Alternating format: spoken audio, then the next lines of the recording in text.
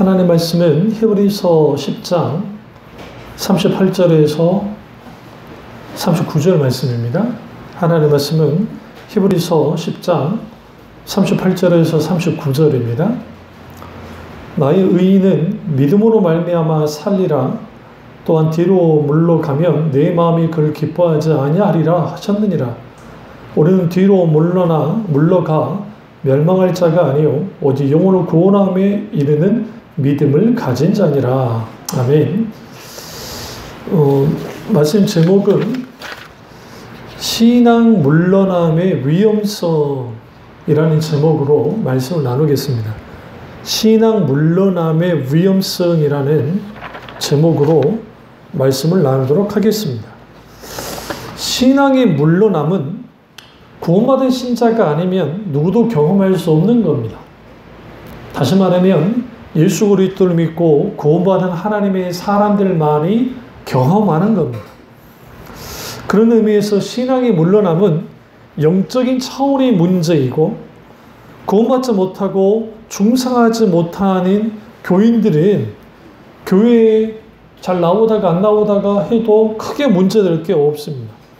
성경을 읽다가 안 읽어도 크게 마음에 내가 안 읽었구나 그런 정도지 심각하게 영적으로 생각하지 않습니다. 그런 의미에서 교회 안에 있는 무신론자들은 신앙의 물러남이 뭔지를 모르고, 소위 썬데이 크리스찬, 이걸 이제 컬처 크리스찬이라고 하는데, 문화적인 그리스도인들은 신앙의 물러남이 뭔지를 모릅니다. 이건 있죠.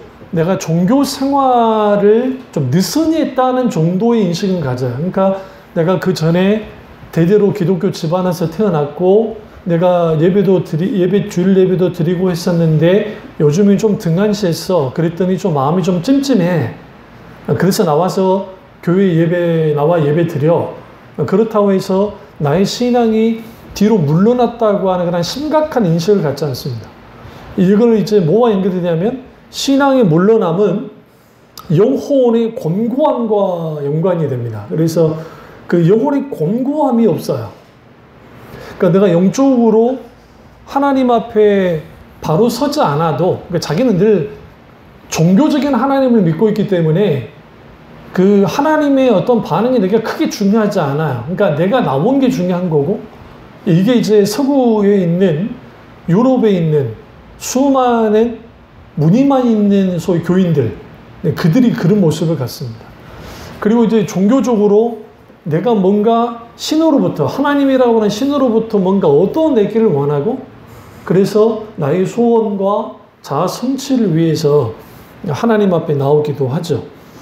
그러나 이 신앙의 물러남은 사실 구원받은 하나님의 자녀들 속에 일어나면 안 되지만 일어날 때가 있습니다. 그래서 우리 속에 수많은 눌림이, 내가 하나님을 참 믿고 있는 것 같은데, 내가 신앙생활을 잘하고 있는 것 같은데, 그 속에서 이제 눌리고, 환경이 눌리고, 상황이 눌리고, 여러 가지에 눌려서 신앙이 뒤로 물러나는 것들이 이제 벌어지는 겁니다. 그래서 우리는 히브리서가 어떤 성경인지는 먼저 생각하고 이 말씀을 봐야 돼요. 히브리서는 가장 핍박이 심할 때 써졌던 말씀입니다. 그리고 이 히브리서를 누가 썼는지를 몰라요. 왜 그러냐면 히브리서 기자가 누군지를 몰라요. 성령의 영감 속에서 성경이 쓰여졌지만 히브리서 저자가 누군지를 모르겠어요. 그런데 분명한 것은 히브리서의 이 여러 가지 내용들을 쭉 보시면 사도 바울이 썼다는 것도 있고, 어떤 사람은 아볼로가 썼다고 하는 사람도 있고, 어떤 사람은 바나바가 썼다는 사람도 있어요. 주장을 하긴 해요. 그런데 이제 누가 썼는지는 몰라요. 히브리서 기자는. 근데 분명한 것은 히브리서라는 의미 속에는 그러니까 유대계 크리스찬들, 그들을 향했다는 걸 알 수 있어요. 그럼 어떤 정도냐? 극심한 핍박 가운데 노출됩니다. 그리스도인들이. 그러다 보니까 신앙을 포기하고 다시 유대교로 돌아가는 사람들이 있기도 하고, 어떤 사람은 이제 도망치기도 하고, 어떤 사람은 그들 속에서 적극적으로 변절자가 되어져서 교회 안에 있는 사람들의 색출해내서 그들을 죽음으로 모는 사람들도 나오고, 또 어떤 사람은 기꺼이 믿음으로 순교하는 사람도 나옵니다. 그러나 상당 부분의 그리스도인들이 엄청난 핍박 속에서 위축되어 있었어요. 그 위축되어 있으니까 그들이 이제 이 상황에서 내가 하나님을 예수 그리스도를 믿느냐 믿지 않느냐 이 양 갈림 속에서 이제 힘들어하고 있는 그 상황 속에서 히브리서가 세워졌고 이 말씀이 이제 핍박받는 그리스도인들에게 전달되는 겁니다. 그리고 난 다음에 이제 오늘 본문을 딱 보시면 위에 지금 37절 보세요. 히브리서 10장 37절 보면 잠시 잠깐 후면 오실 이가 오시리니 지체하지 아니하시리라. 주님의 재림에 대한 약속에 대해서 강하게 강조를 하고 있습니다. 히브리서 기자가. 그리고 난 다음에 나의 의는 믿음으로 산다 라고 나오고 그 다음에 11장에 그 수많은 믿음의 전당에 있는 하나님의 사람들에 대해서 이제 계속 열거를 하고 있는 거야.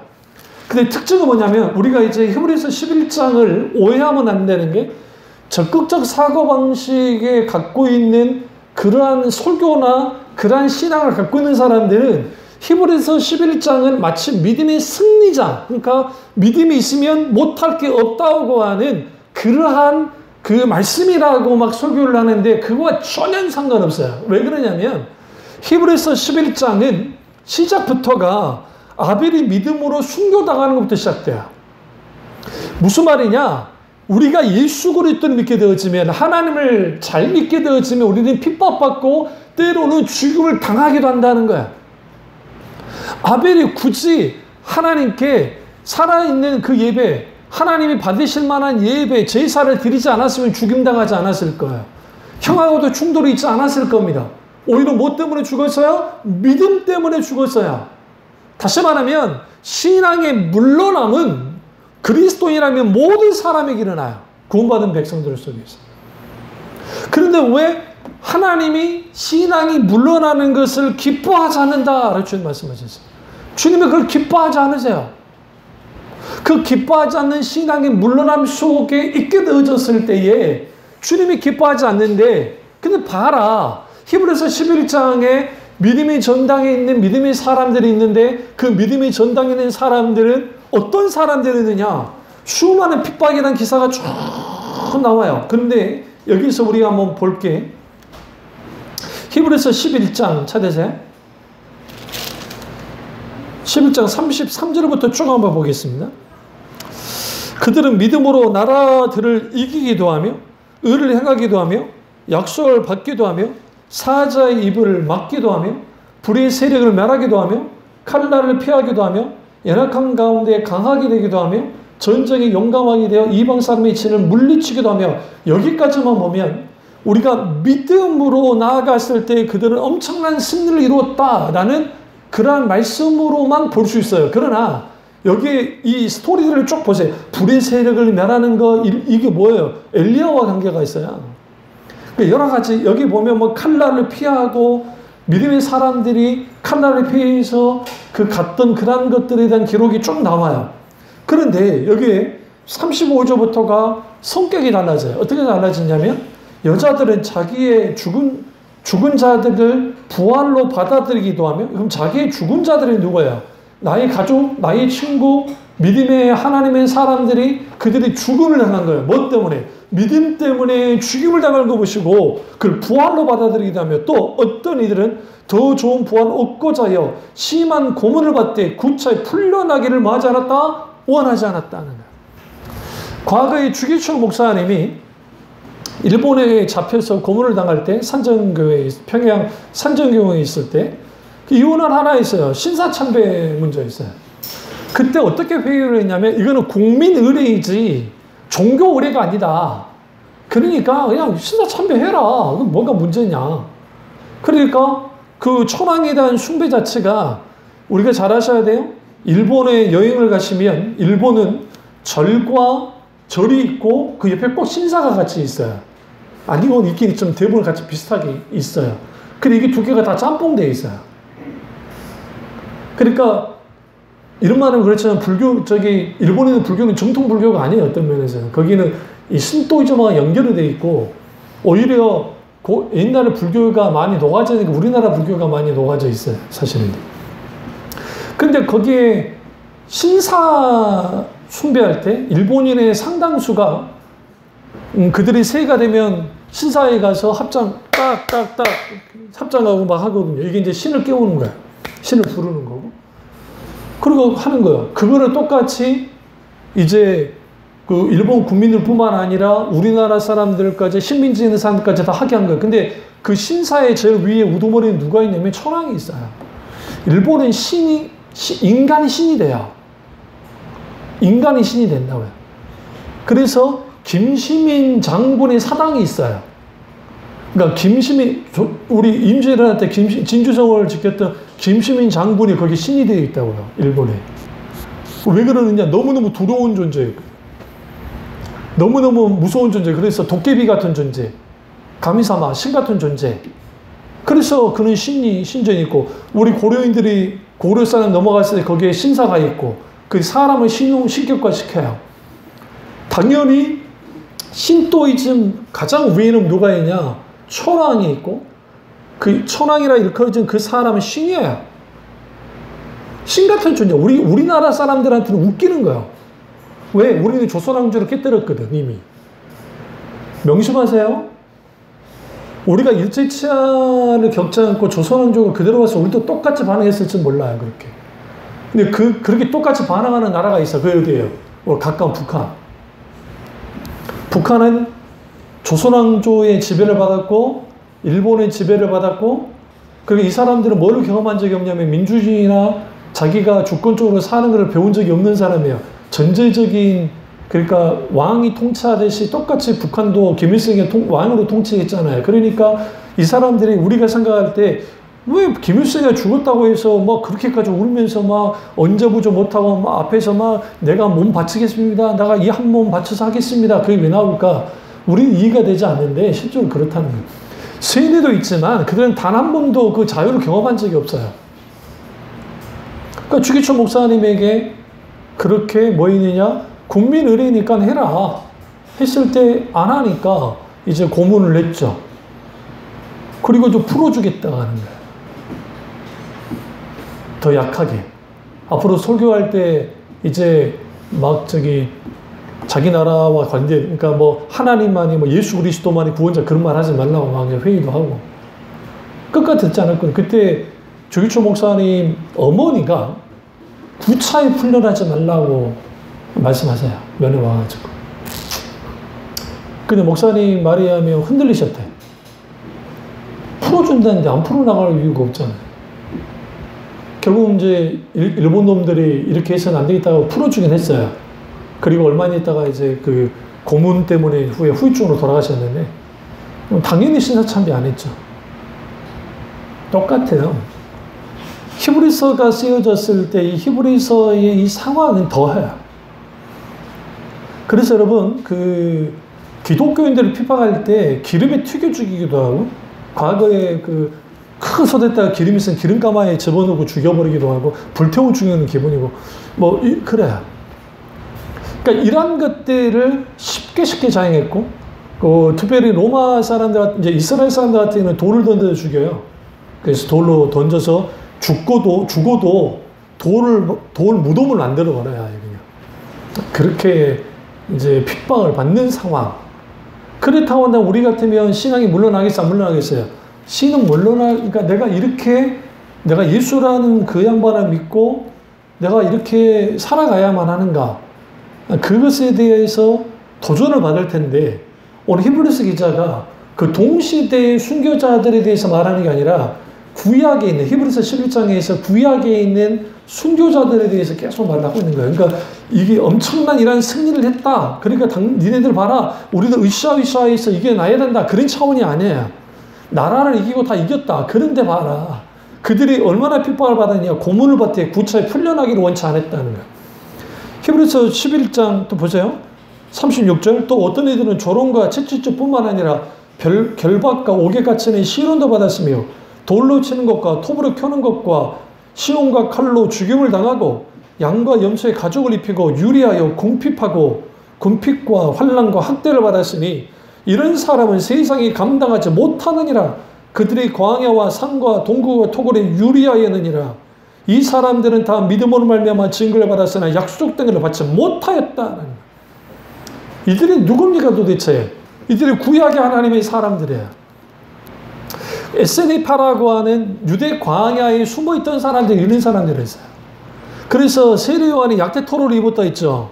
그게 뭐냐면 약대토를 입고 있던 게 로마의 치하 속에서 진정한 믿음을 가지고 나아갈 수가 없으니까 그들이 바리새파다 썩어 빠졌고, 그러니까 에스니파들이 다 광야로 숨어 들어간 거죠.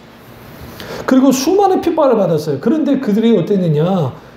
그들이 어떻게 이걸 감당했느냐? 믿음으로 감당했지 않느냐? 그렇다고 한다면 신앙 물러남에 있어서 가장 큰 문제는 뭐냐면 믿음의 문제라는 거예요.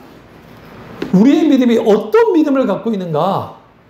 그래서 히브리서 10장 38절 오늘 본문에 읽었던 말씀처럼 나의 의인은 믿음을 말미암아 살리라. 또한 뒤로 물러가면 내 마음이 그를 기뻐하지 아니하리라 하셨는데, 여기서 내 마음이 기뻐하지 않는다는 게 단순히 주님이 그냥 언짢아한다는 그 수준의 말씀이 아니에요. 이 번역만 보면 마치 주님이 그거 보고 좀 언짢아하신 것 같다, 그게 아니라, 왜냐하면 39절에 우리가 뒤로 물러나면 멸망한 자가 아니요, 뒤로 물러나면 뭐가 있어요? 멸망할 자가 된다고요. 그 경고의 말씀이에요. 강력하게. 그래서 존 오웬 목사님이 신앙의 물러남의 문제에 대해서 이제 어떻게 조언을 했냐면, 첫째는 정말 믿음으로 깨어있는, 믿음으로 탁월한 영적으로 멘토가 될 수 있는 사람이 먼저 찾아가서 그 충고를 받아라고, 혹은 거기에 상담을 하라고 조언을 합니다.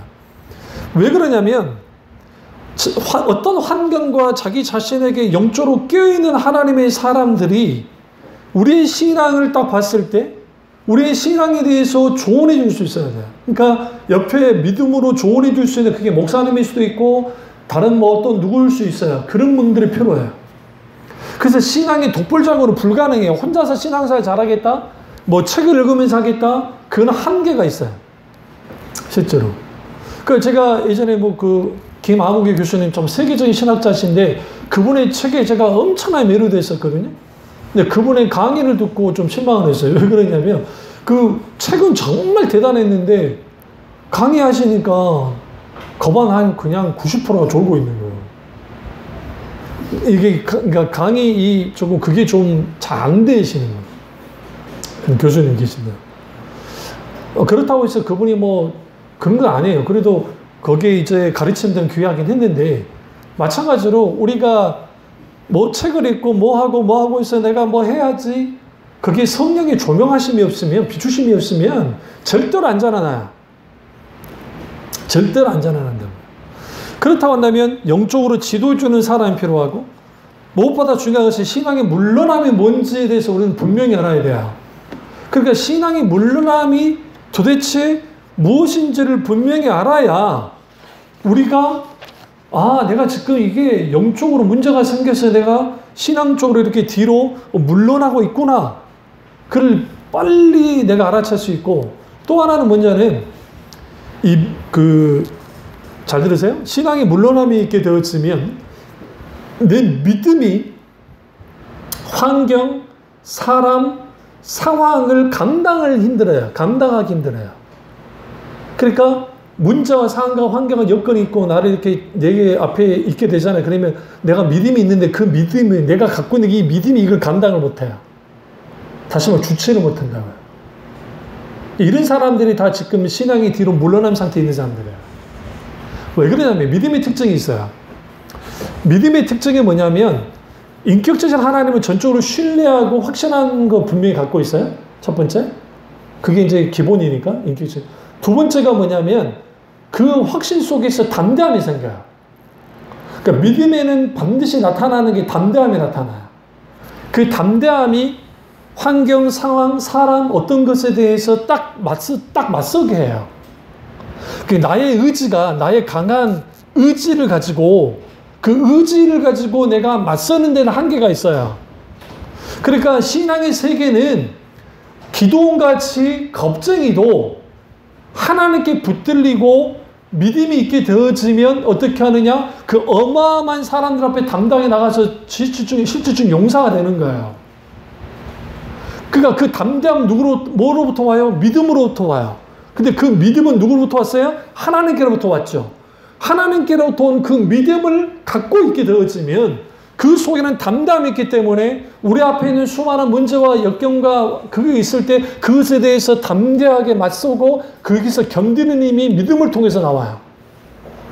그리고 투쟁하고 그리고 기꺼이 영적 전쟁까지 참전하는 일이 있고 그리고 세 번째로 한 가지 믿음 가운데 있게 되는 게 뭐냐면 어드벤처. 그냥 말하면 그 모험을 걸어요. 그러니까 믿음의 요소 속에는 모험을 거는 게 있어요.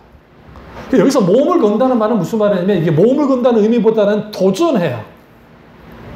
어떻게 도전을 하냐면 내가 지금 신앙이 물러나는 상황이 히브리서 기자에 있는 사람들이 다 거기에 있었잖아요. 왜냐하면 수많은 핍박과 그리고 회유와 그러한 것들이 있는 상황이 있으니까 하나님이 신앙이 물러나는 자를 기뻐하지 않는다. 우리가 믿음의 사람이 물러나는 것을 그는 멸망하는 자다. 근데 믿음의 사람은 뒤로 물러나는 자가 아니니까 그들은 멸망할 자가 아니라 라고 하면서 이 말이 좀 어렵게 느껴집니까?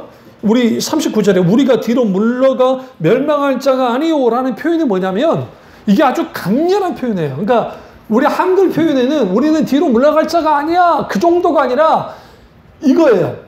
믿음의 사람은 뒤로 그러니까 멸망할 자가 아니기 때문에 절대로 뒤로 물러날 수 없다는 거야. 뒤로 물러나서는 안 된다는 거야. 그것을 강하게 마치 우리 헬라어나 히브리어에 들여다 보시면 우리 언어가 다르니까 그런데 거기에서 강조를 하고 강력하게 마치 맞춤표를 찍듯이 찍어버리는 거예요.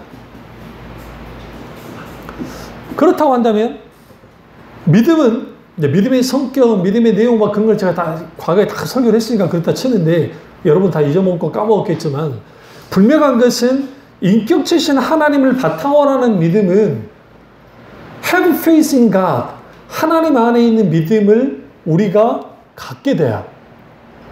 뭘 통해서? 하나님의 은혜로, 하나님의 선물로. 그 믿음이 우리 가운데 들어왔어요. 그러면 그 믿음을 가지고 삶이든 환경이든 역경이든 문제든 고통이든 그 앞에 서는 거야. 우리는 할 수 있으면 피하고 싶을 때가 있어요. 할 수 있으면 이렇게 되지 않고 싶을 때가 있단 말이죠. 그런데 우리는 그 앞에 서야만 할 때가 있다고요. 피할 수 없어요. 그랬을 때에 우리는 반드시 거기에서 뭐가 있게 되느냐? 믿음 가운데 있게 되어지는 담대함. 근데 그 담대함은 어디로부터 오냐면 하나님의 약속과 말씀을 통해서 와요. 그러니까 우리가 신앙의 물러남이 있을 때 왜 믿음의 사람의 조언을 받아라고 하냐면 그 믿음의 사람의 조언 속에는 뭘 제시해 주냐면 우리는 반드시 하나님께로 돌아가야 되고 우리 앞에 있는 수많은 문제와 역경의 크기보다도 하나님의 크기, 그러니까 하나님 그분이 어떤 분인지를 내가 분명히 알고 그 하나님과의 관계가 빨리 먼저 회복되어지면 그 회복되어졌을 때 비로소 내가 이제는 조그만한 여유감을 갖고 현실을 바라보고 그 현실 앞에 나아갈 때에 나 혼자 나아가는 것이 아니라 하나님 그분을 앞세우고 나가기 시작하면 그 문제 앞에 당당하게 맞서기 시작하는 거야. 근데 그 속에서 여전히 불안함과 연약함이 있는데 내가 하나님 그분으로부터 주어지는 약속 그리고 그분의 말씀에 의해서 하나님의 음성을 듣고 내가 거기에서 그것을 붙들었을 때 내 안에 평안이 주어지면서 그 속에서 담대함이 생기는 거예요. 그 담대함을 가지고 그 앞에 맞서는 겁니다. 더 이상 뒤로 물러나지 않는 거야. 그래서 이 용어가 전쟁 용어야. 무슨 말이냐면 저기 앞에서 물고 들어오는데 내가 여기서 전쟁을 막 싸워야 돼요. 근데 싸워야 되는데 자꾸만 뒤로 밀려나는 거야.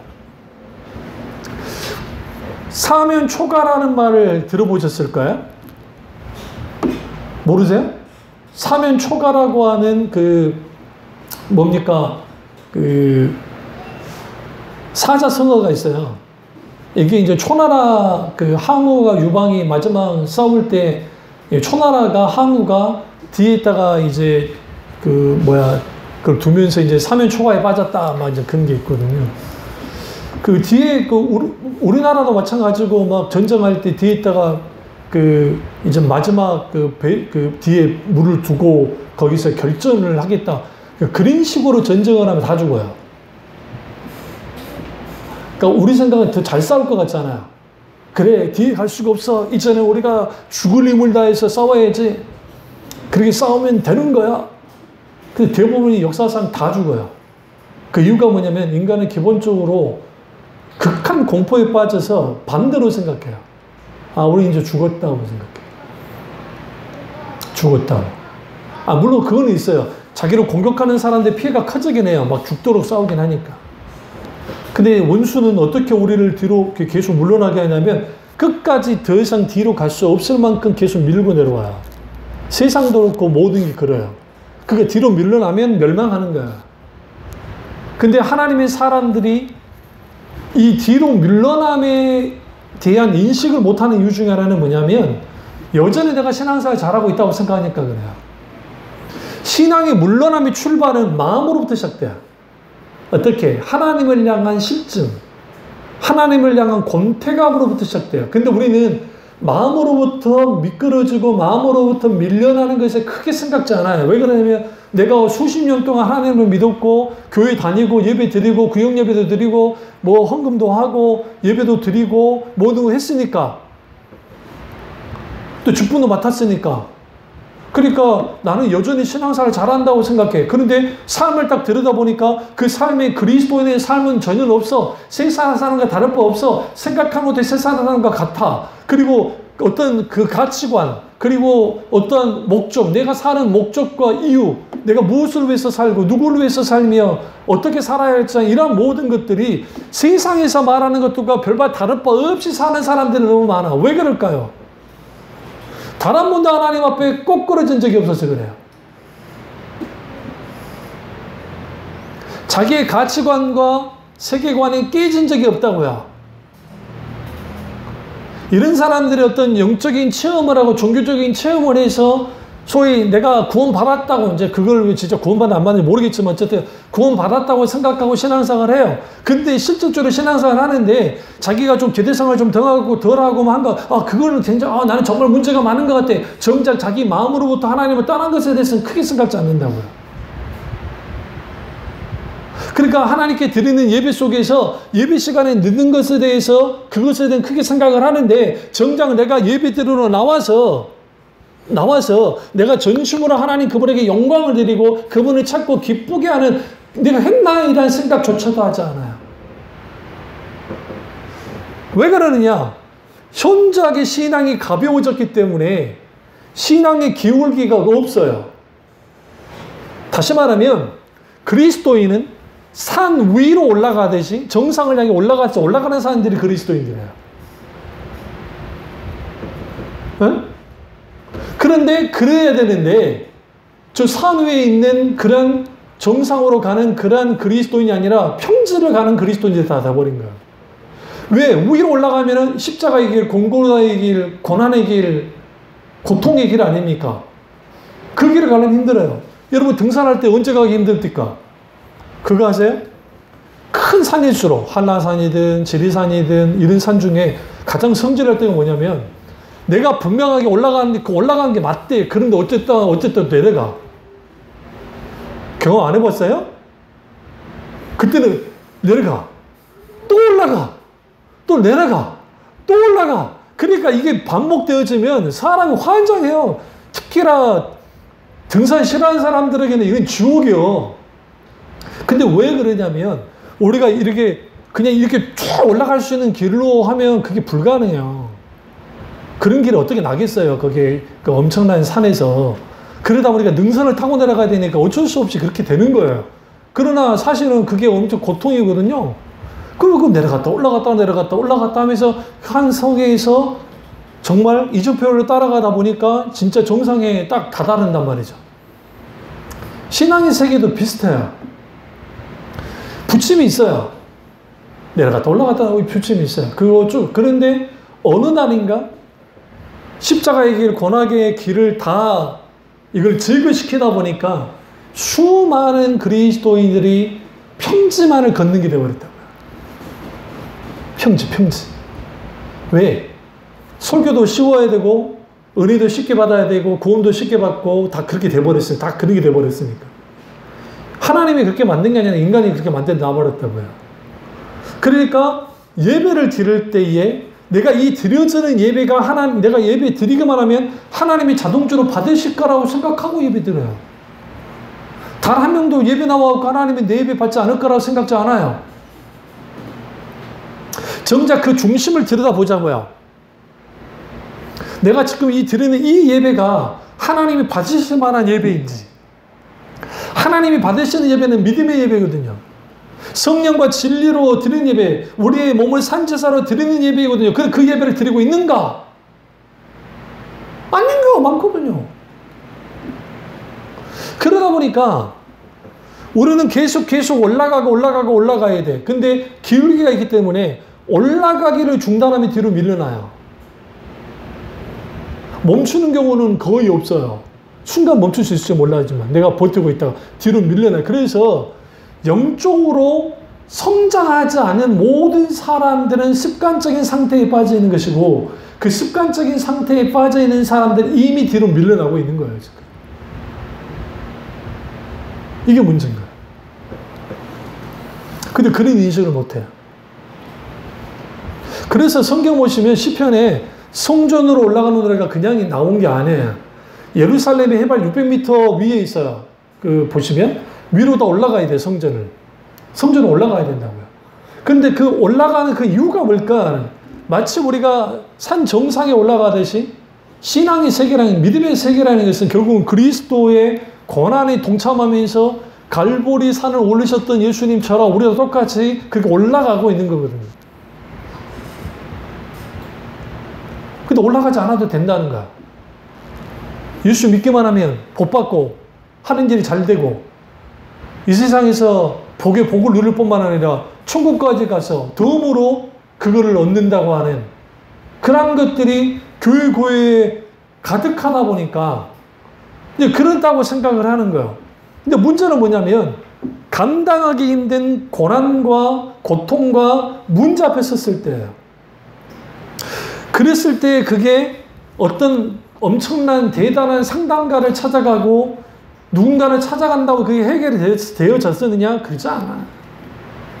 모든 사람들은 자기들이 감당하기 힘든 어떤 큰 그 죽음이라고 하는 그 고통 앞에 서야만 해요. 그게 언제인지는 모르지만 어떤 사람에는 갑자기 다가올 수 있어요. 사고로 다가올 수도 있고 어떤 사람에게는 천수를 다 누리다가 그렇게 가는 사람도 있을 것이고 어떤 사람은 병에 걸려서 갈 수 있고 어떤 사람은 기타 등등 여러 가지 있지만 결국은 그 앞에 서야만 해요. 서야만 했을 때에 내가 믿고 있는 하나님이 내가 원하고 바라는 하나님으로서의 하나님만을 믿고 있는 사람들 속에는 그게 감당하기 힘든 거예요. 그러니까 그 예안교회 이기수 목사님이 늘 했던 말이 아니 저 권사님이 저 장로님이 저 안수 집사님이 그 오랫동안 30년 40년 신앙생활했는데 막상 죽음 앞에 섰을 때 하나님이 있어요? 내가 구원 받았어요? 지옥이 있나요? 천국이 있나요? 그러기를 너무나 많은 사람들이 그러더라는 거예요. 그랬을 때 목사님들이 맥이 쭉 빠집니다. 내가 목표를 잘못했구나. 근원이 흔들려 버리는 거예요. 왜 그럴까요? 평탄한, 안락한, 편안한 신앙생활을 해봤거든요. 단순히 교회에서 와서 막 새벽기도 열심히 하고 막 그런 차원의 그걸 말하는 게 아니에요. 신앙은 철저하게 하나님과 나와의 관계 속에서 그 관계를 계속 유지하며 가는 게 신앙이에요. 어떤 관계? 사랑의 관계, 긴밀한 관계, 친밀한 관계. 근데 이 관계가 깨져버리면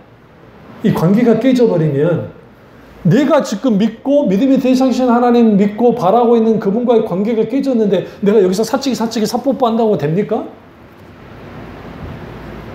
제가 옛날에 우리 저기 광주 형 그 막내 녀석이 내가 정말 그때 개척 그 작은 교회 하면서 내가 동대문에서 정말 멋진 장난감을 사가지고 이제 이놈한테 선물 줬더니 이놈이 푸슉 하는 거야.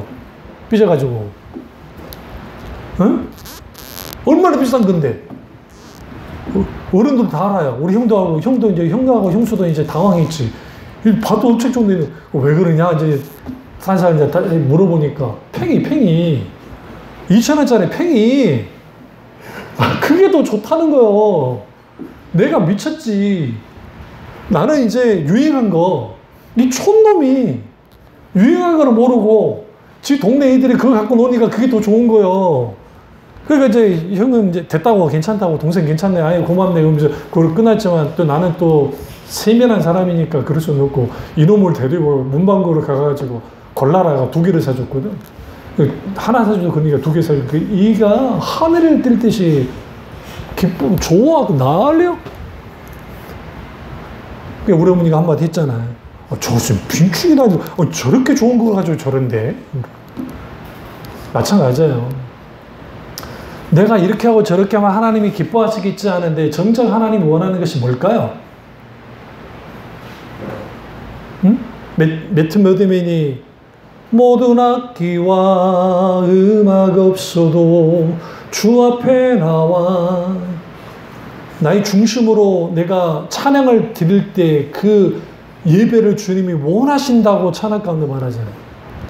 주님께 드릴 마음의 예배, 주님을 위한, 주님을 향한 예배, 모든 것을 내려놓고 내가 주님만 예배한다잖아요.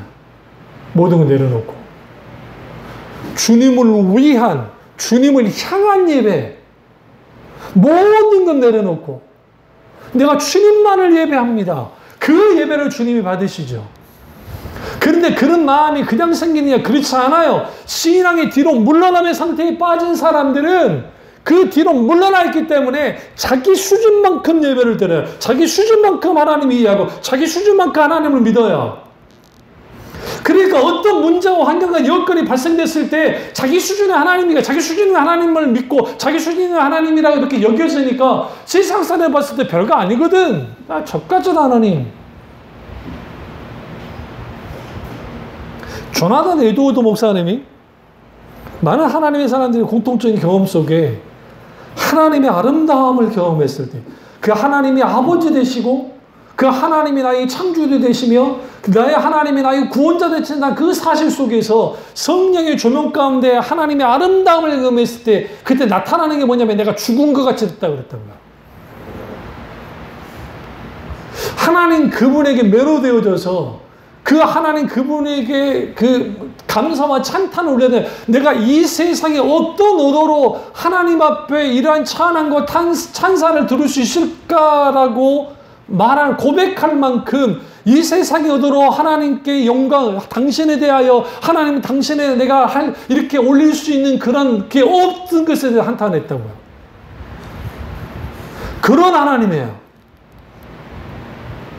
신앙의 뒤로 물러남의 상태에 빠진 사람들의 공통적인 특징들이 뭐냐면 종교 생활에 열심을 다할지는 모르지만 정작 그들의 삶 속에서의 실질적인 하나님과의 관계가 상당히 다 무너져 있어요. 그러니까 교회 안에서는 신앙생활을 잘해. 교회 안에서는 누구 집사님 뭐예요? 그런데 교회 밖에서 집이든 직장이든 어디든 거기에서는 세상 사람과 다를 바 없이 그렇게 살아가. 근데 그렇게 살아갈 수가 없다고요. 사실 그리스도인은. 왜 그러냐면 그리스도인은 그리스도로 말미암아 사는 사람들이기 때문에 그리스도 안에 사는 사람들이기 때문에 그리스도가 내 안에 사는 사람들이기 때문에 주님을 인식하며 살아요. 주님을 인식하고 사는 사람들은 거기에서 주님을 의식할 거잖아요. 의식하니까 내 마음대로 살 수가 없어요.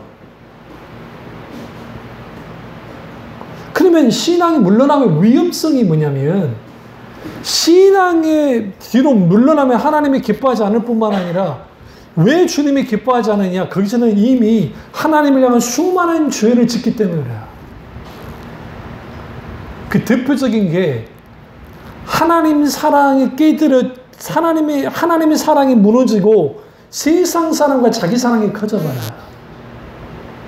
그러니까 이전에 하나님의 은혜가 있고 신앙이 물러난 상태가 아니라 한 걸음 한 걸음 믿음으로 천성을 향해 가던 그리스도인들이었을 때는 하나님이 주신 은혜가 너무 좋았어요. 감격스러웠어요. 목사님의 설교와 예배와 그리고 찬양들이 하나님께 너무너무 감격스럽고 귀하고 예배에 기대감이 생기고 또 하나님이 주시는 여러 가지 것들이 내게서는 소중하고 가치 있고 즐거운 것들이었는데 어느 날인가 그것들이 내게 별거 아닌 게 되는 거예요. 그게 영적으로 신앙의 곤태감에 빠진 사람들의 특징이래요. 그럼 왜 그러느냐? 거기에 하나님께 나와서 있게 되어지는 수많은 회심의 사건들, 내 마음이 돌이키고 회개하는 일들이 벌어지지 않으니까 내 마음이 그대로 계속 차곡차곡 죄를 지은 대로 쌓여져 가니까 그 쌓여가짐 속에서 거기에 어떤 상태에 빠져요? 당연히 그 속에서 마음이 굳어져 버렸죠. 굳어진 마음 상태에 있으니까 이전에 하나님께 대하여 굉장히 부드러웠던 내 마음이 딱딱해져 버리고 세상에 대하여 딱딱했던 내 마음이 부드러워져서 세상 것들이 너무너무 좋은 거야. 그래서 이런 분들이 있죠. 나는 배우와 못하면 못 살아. 근데 그리스도이냐? 그러면 그 사람은 정말 그 배우의 일이 우상인 거예요. 나는 낚시를 안 하면 살 수가 없어. 우상해요. 나 여행을 못 가면 나의 존재 이유가 없어. 우상해요.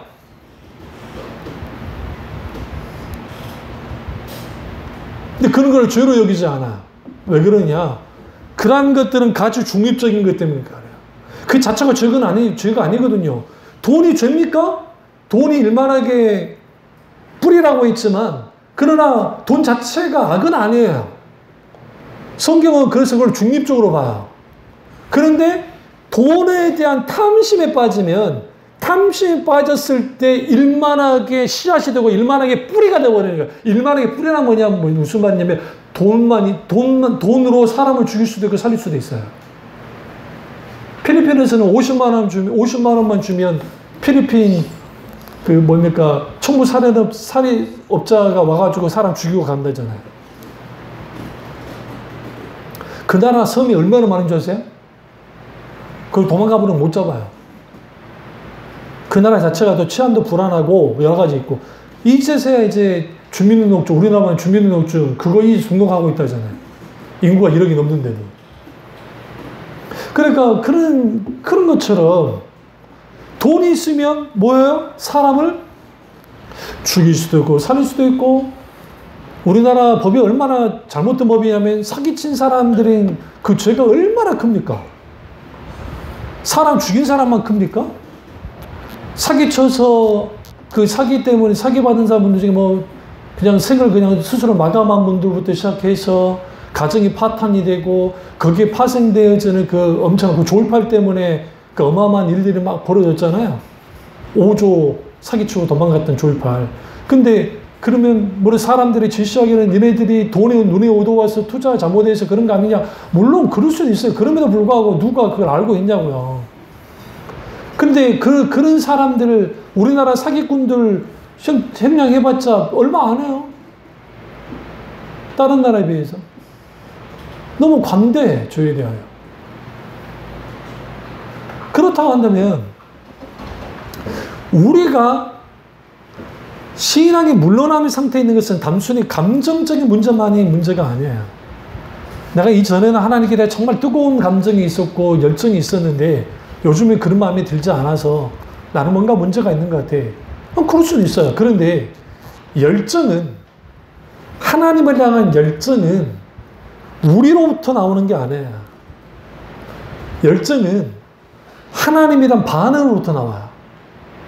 다시 말하면 성령의 조명과 하나님 아버지의 마음이 우리 가운데 부어지면 그게 예수 그리스도의 십자가를 묵상하면서 나타나든 말씀을 듣고 나타나든 찬양하러 나타나든 집에서 기도하면서 하든 집에서 교회에서 기도하는 기타 듣는 거기에서 하나님에 대한 열정들이 있나요?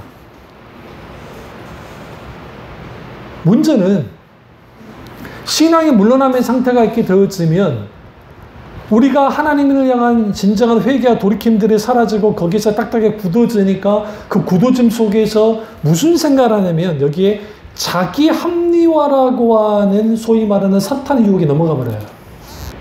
어떤 식으로 자기 합리화를 하냐면 신앙생활은 오래 하면 그게 그런 거야. 왜? 선배들이 그랬으니까. 앞서 믿었던 권사님, 집사님, 안수집사님, 장로님들이 처음 신앙생활 했던 뜨거웠던 그런 경험들을 다 갖고 있거든요. 영적인 경험들.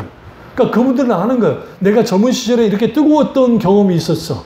그 경험이 있었는데 이제 신앙생활 오래 하다 보니까 그들의 표현이 내 표현이 아니에요. 신앙이 자라고 원숙해지면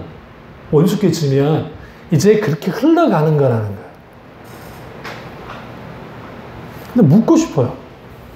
사도 바울이 그가 이제 그 사역 후기, 그러니까 이제 사역 막판에 들었었을 때에 썼던 디모데 전후서도 그렇고, 그리고 갈라디아서도 마찬가지고, 그 중반 이후에 있을 때, 그때 보세요. 하나님 예수 그리스도의 십자가의 사랑이 얼마나 펄펄 끓는지 아십니까? 나에게 들어가면서도. 이거는 사도 베드로는 말할 것도 없고 사도 요한은 더해요. 거의 100세가 넘어가는 나이 속에서 요한 1, 2, 3서 계시록은 100세 넘었었지만, 근데 그때 하나님을 향한 사랑이 더 뜨거워졌어요.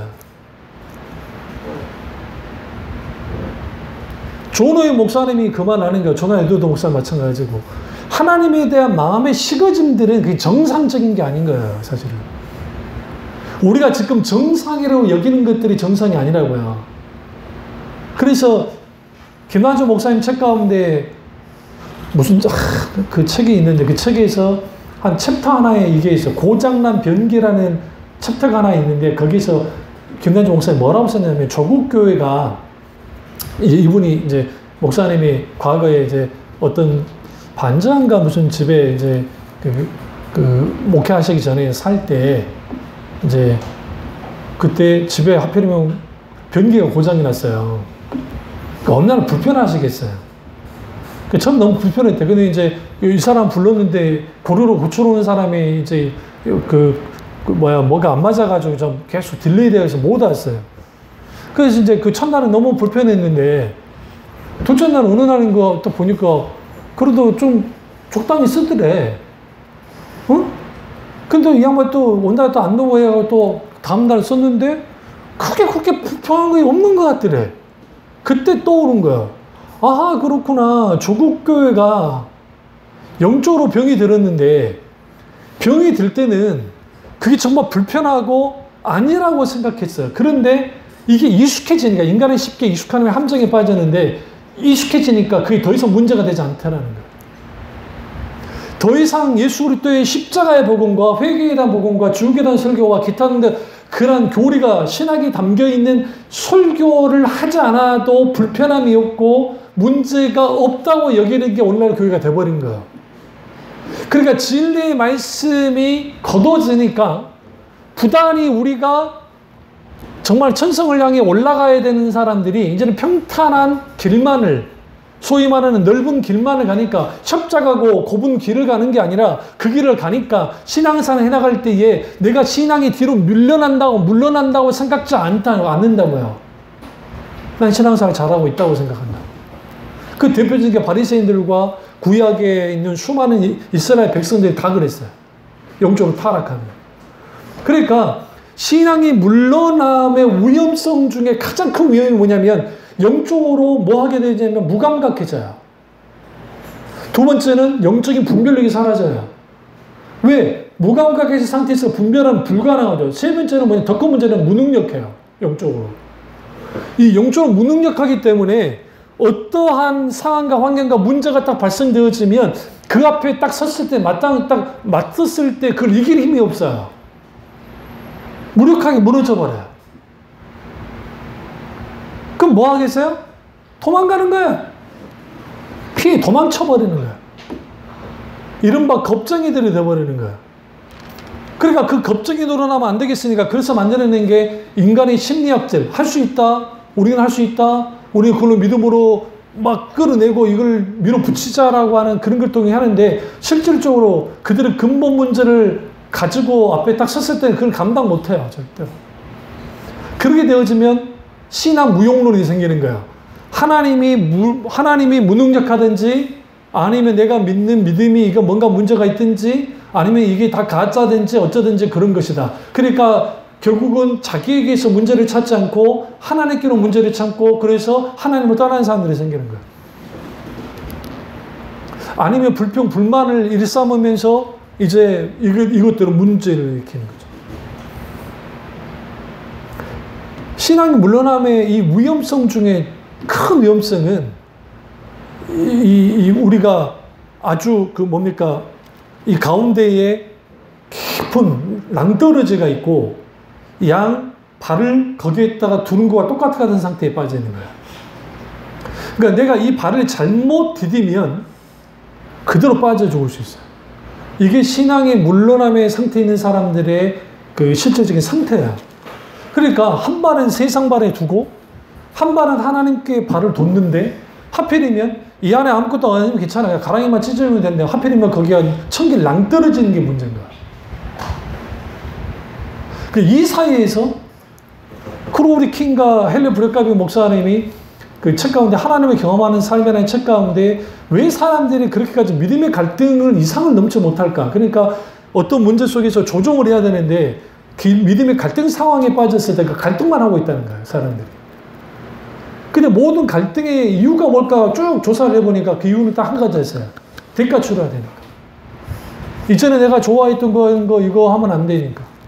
근데 헨리 브레카비 목사님 뭐라고 분명히 지적을 해놨냐면 근데 이들이 정말 어리석은 게 뭐냐면 믿음의 갈등을 하는 고통.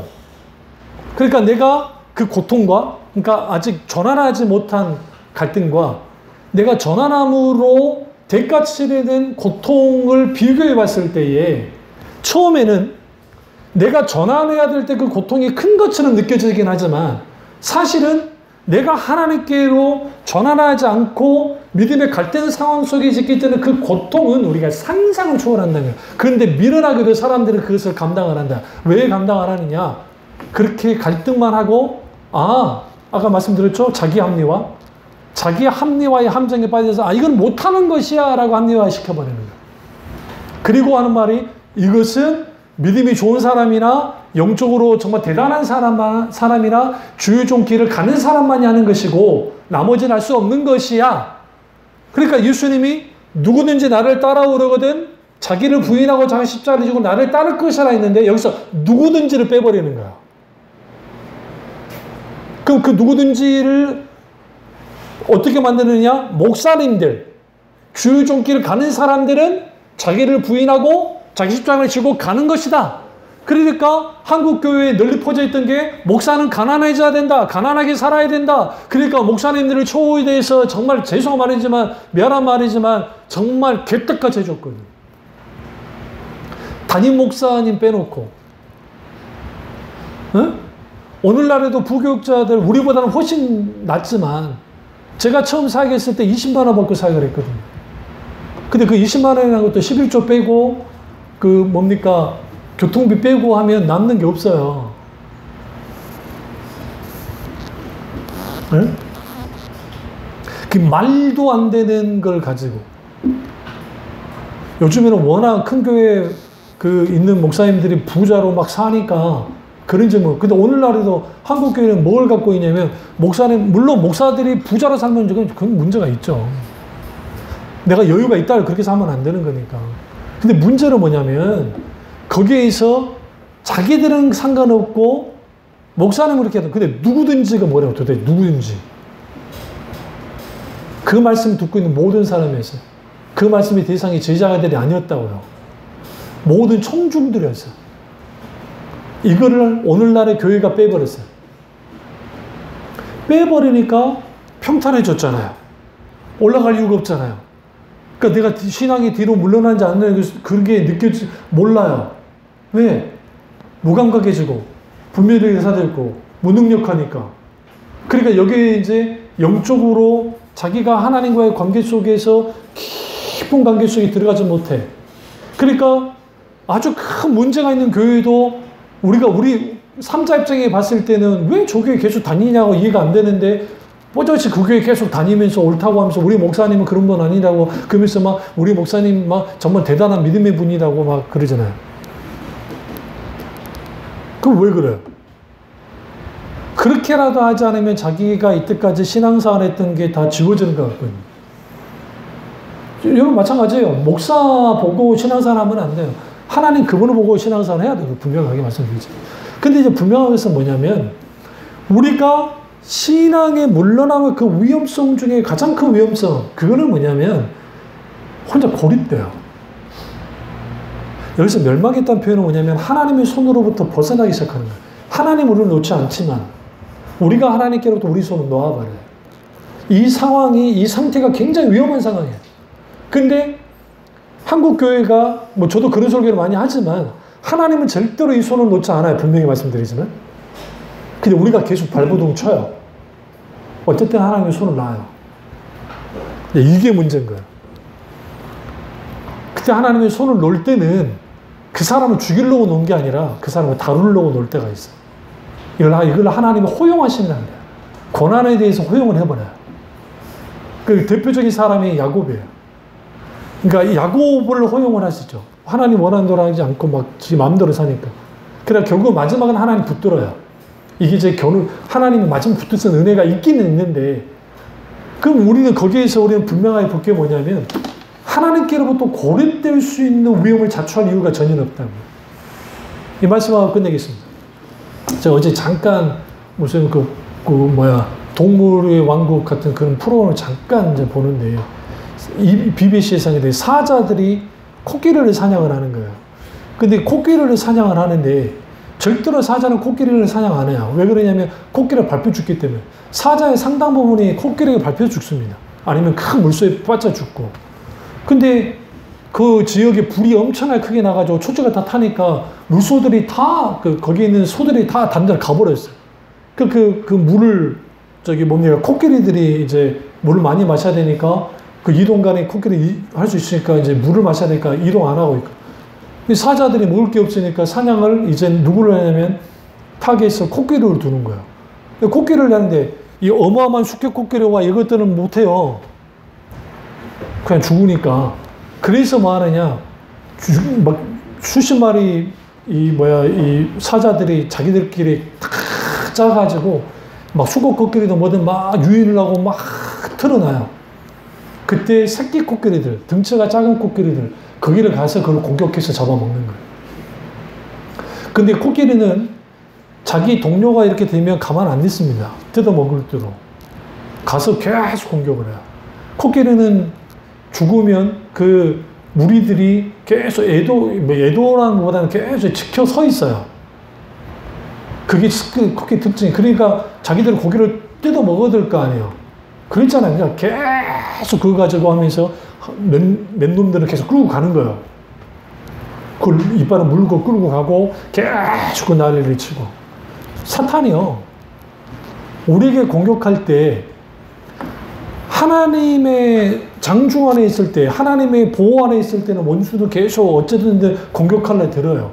근데 자꾸만 새끼들이 겁을 먹거나 아니면 막 자기도 모르게 막 하다가 막 어미로부터 벗어나게 돼요. 응? 그때 먹혀지는 거예요. 그래서 신앙이 뒤로 물러나면 아버지가 하나님이 기뻐하지 않고 우리는 물러날 자가 아니라는 표현을 거기서 하는 거예요. 우리 앞에 있는 엄청난 문제와 고통과 그런 게 닥쳤을 때 앞서 나갈 것은 믿음으로 앞서 나가야 되고, 무엇보다 중요한 것은 내 신앙 상태를 보십시오. 내가 지금 신앙으로 뒤로 물러나고 있는지.